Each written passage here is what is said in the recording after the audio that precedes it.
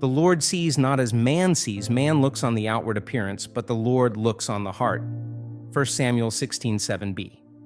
Jesus never felt the need to conform to the customs of polite society, especially when those customs masked corruption.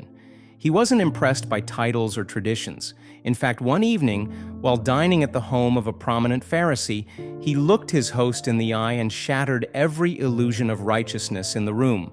With striking honesty, he said, as recorded in the Gospel of Luke, chapter 11, verse 39, "You Pharisees clean the outside of the cup and dish, but inside you are full of greed and wickedness."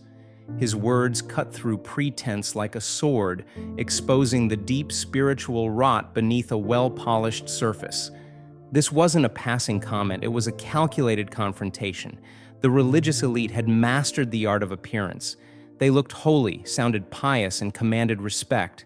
But their hearts, hollowed out by pride, vanity, and lust for control. Jesus wasn't merely pointing out flaws, he was pulling down the entire facade they had built, and his rebuke didn't end with one verse. He followed with a series of piercing statements, commonly known as the woes, which shook the very foundation of their authority.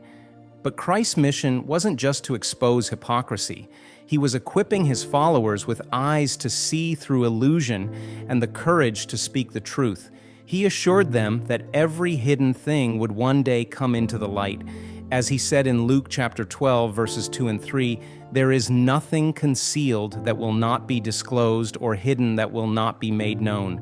What you have said in the dark will be heard in the daylight." In other words, the gospel is not a secret to be whispered, it's a revolution to be declared. Truth doesn't belong to the powerful, it belongs to God. Jesus knew the pressure his disciples would face. The religious leaders held influence. They could excommunicate, imprison, even kill. But Jesus reoriented their fear. He reminded them that the greatest danger was not rejection by men, but separation from God. He told them plainly, "Do not be afraid of those who kill the body and after that can do no more. But I will show you whom you should fear. Fear him who, after your body has been killed, has authority to throw you into hell. Yes, I tell you, fear him." That's Luke chapter 12, verses 4 and 5. Yet even in this sobering truth, Jesus offered the most tender reassurance. He pointed to the smallest creatures, sparrows, sold for mere pennies, and said, "Not one of them is forgotten by God." Then he turned to his disciples, looked them in the eye, and said, "Even the very hairs of your head are all numbered. Don't be afraid. You are worth more than many sparrows." Luke 12:6 and 7. This is the heart of our faith. The God who judges is the same God who deeply loves us. This paradox, divine judgment and divine compassion, anchors our courage. When the world around us feels saturated with evil, when even our own hearts betray us, we don't need to hide behind rituals or societal approval. We don't need to pretend. We are invited to come boldly to Christ, not because we are perfect, but because He is. We trust in the one who knows us completely and still calls us His own. So what does this mean when we're standing in the middle of hardship, criticism, or fear? It means we don't have to be paralyzed by the opinions of others.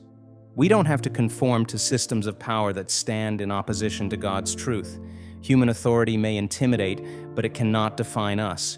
Only God can, and His verdict is eternal. Ask yourself, when pressure mounts, whose voice do you listen to? Is it the crowd, the critics, or the quiet assurance of the one who formed you in your mother's womb? Psalm 139, verse 13. The world may shame you. Religion may misunderstand you. But if your heart belongs to Christ, you have nothing to fear. Be bold in your faith. Speak truth, even when it's unpopular. Live with the confidence that you are seen, known, and loved by the one who reigns over all.